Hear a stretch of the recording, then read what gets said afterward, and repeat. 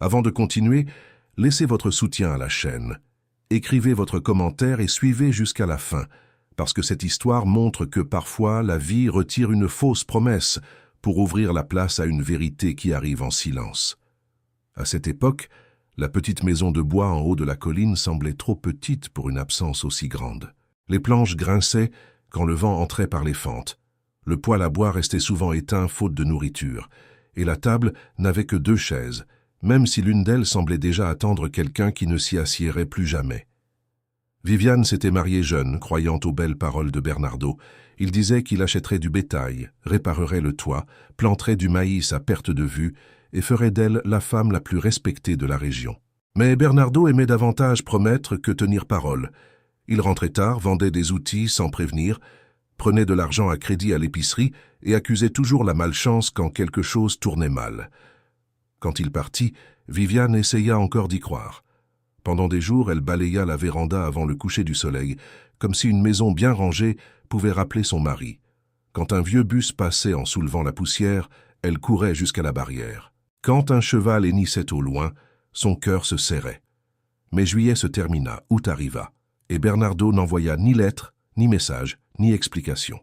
Il ne laissa que des dettes, des casseroles vides et des commentaires cruels dans la bouche des gens. Le village de Santa Aurora était petit, et dans un petit endroit, la tristesse des autres devient sujet de conversation avant de devenir compassion. À l'épicerie de Dona Sida, certaines femmes baissèrent la voix quand Viviane entrait. Elles disaient qu'aucun homme ne fuyait sans raison. D'autres faisaient semblant d'avoir pitié, mais jugeaient ses vêtements simples, ses mains calleuses, ses cheveux attachés n'importe comment. Viviane entendait tout en silence. Non pas parce qu'elle était faible, mais parce qu'elle avait appris que répondre à chaque langue méchante, c'était donner de l'importance à ceux qui n'aidaient en rien. Alors elle travailla. Elle se réveillait avant le soleil, allait chercher de l'eau au puits, séparait le bois humide, s'occupait du petit potager presque sec et faisait des ménages quand Donna Mathilde l'appelait. Ses mains, autrefois délicates, furent marquées par la houe et le savon grossier. Il y avait des matins où elle ne buvait qu'un café léger pour garder la farine du déjeuner. Il y avait des nuits où elle se couchait tôt pour ne pas entendre son propre estomac réclamer. Malgré tout, elle gardait la maison propre, l'image de Notre-Dame près de la fenêtre, et une dignité que la pauvreté ne parvenait pas à lui arracher.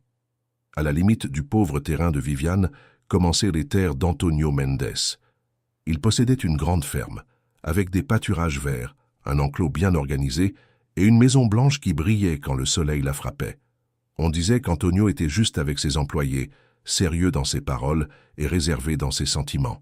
Veuve de vieille joie, selon les anciens, il vivait seul malgré les gens qui l'entouraient. Viviane le voyait rarement.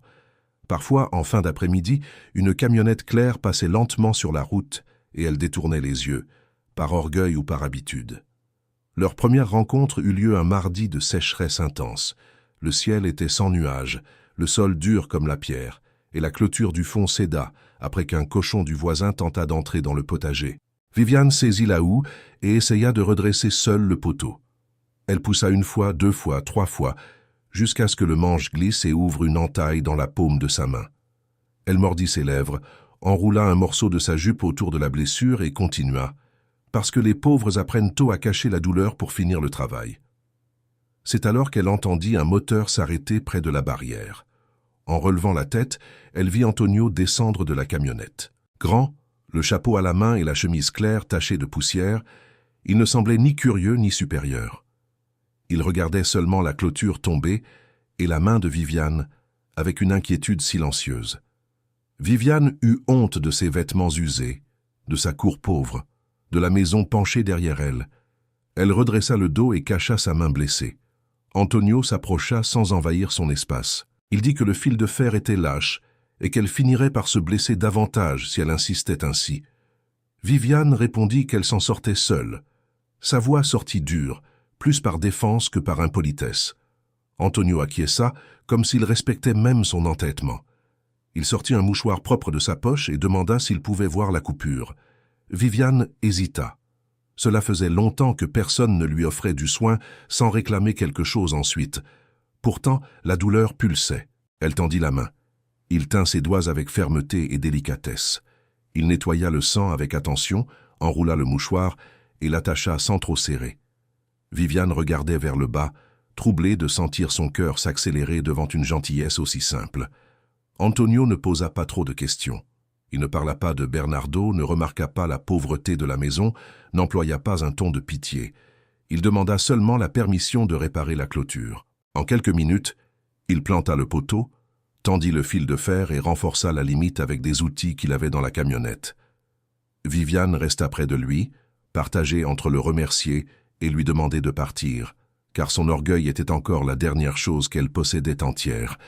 Quand il termina, Antonio essuya ses mains sur son pantalon et demanda s'il pouvait boire de l'eau. Elle accepta. Dans la maison, il dut baisser la tête pour passer la porte basse. Il regarda autour de lui avec respect. Il y avait une table simple, 2 chaises usées, une vieille radio, des casseroles suspendues et une odeur de vieux bois mêlé au savon maison. Viviane remplit un gobelet en aluminium dans le pot en argile.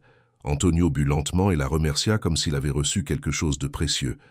Avant de partir, il laissa sur la table un petit flacon de pommade. Viviane tenta de le lui rendre, disant qu'elle n'acceptait pas les faveurs. Il répondit calmement qu'une aide donnée de bon cœur ne diminuait personne.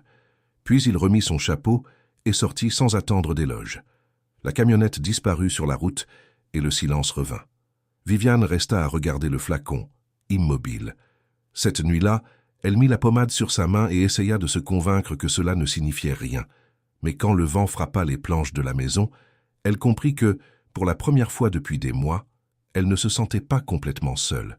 De l'autre côté de la limite, Antonio arriva à la ferme et s'arrêta sur la véranda, regardant la faible lumière de la petite maison au loin. Ce qu'il ressentait n'était pas de la pitié, c'était du respect.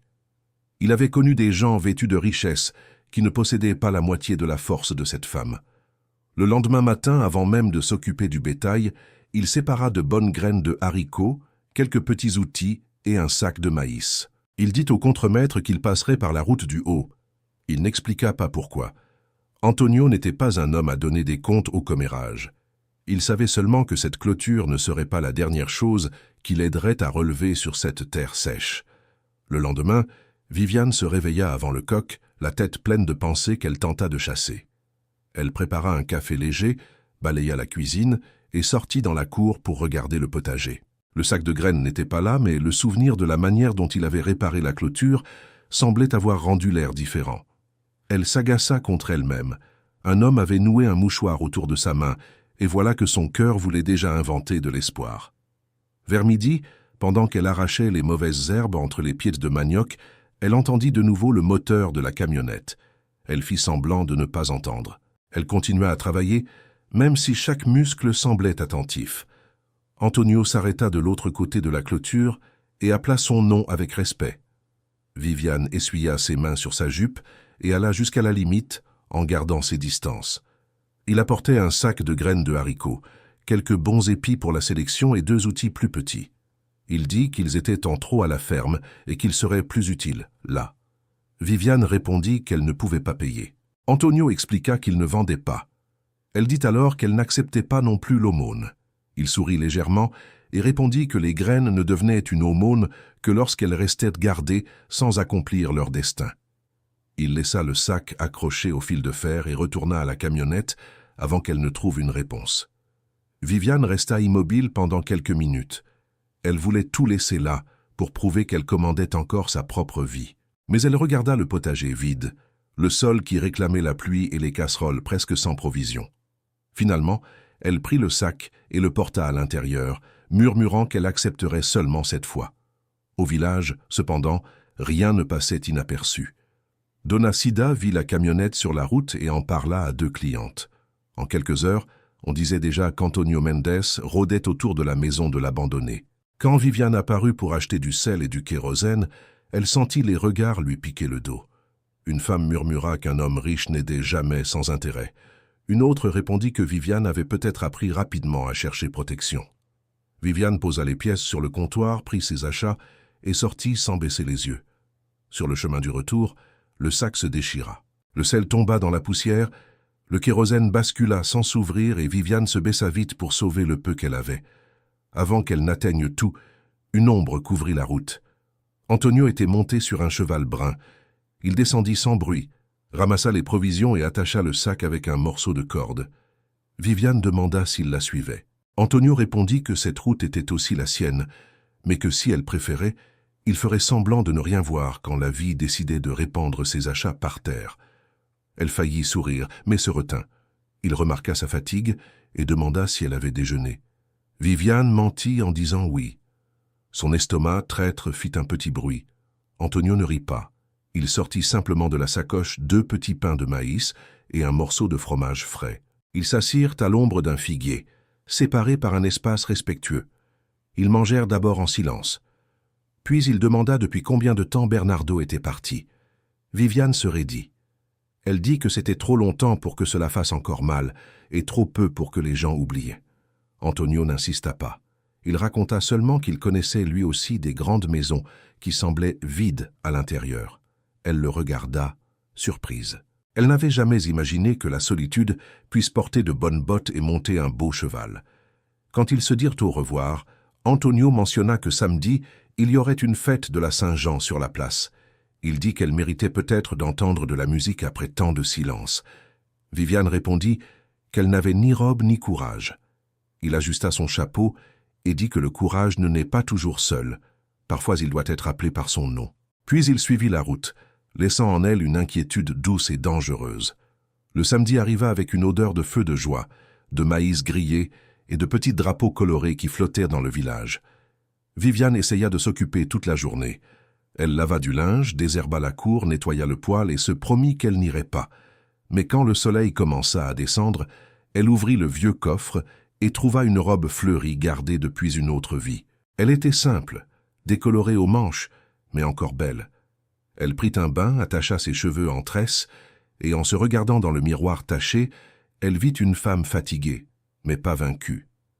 Elle arriva sur la place alors que l'accordéon jouait déjà. Les feux de joie illuminaient les visages connus, les enfants couraient près des stands et les couples dansaient sur l'estrade de bois. Certains se turent en la voyant. Viviane respira profondément et resta près de la clôture, tenant une tasse de thé chaud.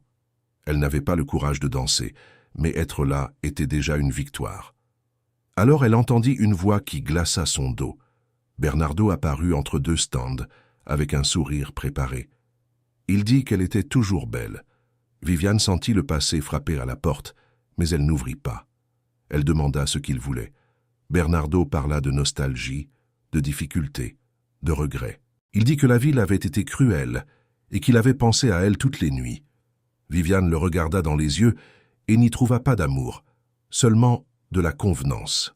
Elle demanda pourquoi il n'avait jamais donné de nouvelles. Bernardo esquiva. Elle demanda pourquoi il avait laissé des dettes à son nom. Il changea de ton. Il tenta de lui prendre la main, mais elle la retira. En voyant les gens regarder, Bernardo éleva la voix, disant qu'il était revenu chercher son épouse et que personne ne séparerait ce que Dieu avait uni. Viviane sentit la honte monter à son visage, cette même vieille honte qu'il utilisait pour la rendre petite. Avant qu'elle puisse répondre, Antonio s'arrêta à côté d'elle. Il ne toucha pas Viviane, ne parla pas à sa place. Il demanda seulement si elle voulait parler à cet homme. Cette simple question ouvrit un espace en elle. Viviane fixa Bernardo et répondit que non.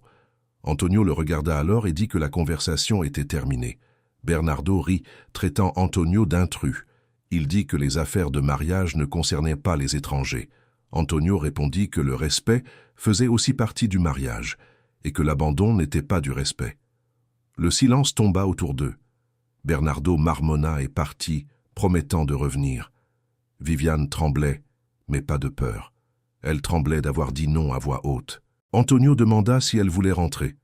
Elle regarda l'estrade illuminée, la fête qu'elle avait presque perdue et son propre courage en train de naître. Alors, elle répondit qu'elle voulait danser une chanson.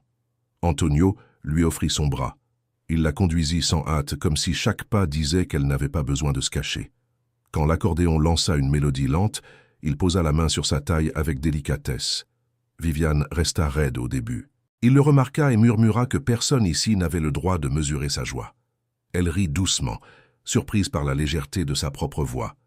Peu à peu, ses pieds suivirent la musique, la robe tourna et toute la place sembla disparaître. Après la danse, Ils partagèrent un gâteau de maïs sur un banc à l'écart. Viviane raconta qu'elle aimait les fleurs, mais qu'elle avait oublié ce que c'était que de planter de la beauté. Antonio dit que la beauté n'oubliait pas le chemin, elle attendait seulement de l'eau. Plus tard, il la raccompagna jusqu'à la barrière. La lune éclairait la route. Avant de partir, il demanda s'il pouvait la voir le dimanche. Viviane répondit que oui. Il embrassa sa main bandée, dans un geste si simple qu'elle faillit pleurer. Caché derrière un arbre, Bernardo vit tout, et, à cet instant, il comprit que Viviane ne faisait pas seulement survivre, elle lui échappait. Le dimanche, Bernardo revint en exigeant le pardon, mais il trouva Viviane sur la véranda ferme avec Antonio à ses côtés. Elle dit que ce n'était pas de la vengeance, c'était de la liberté. Elle pardonnait le passé, mais ne retournerait pas dans la prison qui avait presque détruit sa vie. Bernardo partit sans applaudissements, plus petit que sa propre ambition. Des mois plus tard, le potager fleurit, la maison reçut une nouvelle peinture, et Viviane accepta de partager sa vie avec Antonio. Lors du mariage simple, devant tout le village, elle sourit sans peur. Quand il embrassa sa main, Viviane comprit. L'abandon n'était pas une fin, c'était le chemin pour trouver l'amour, le respect et un véritable recommencement que Dieu avait préparé en silence.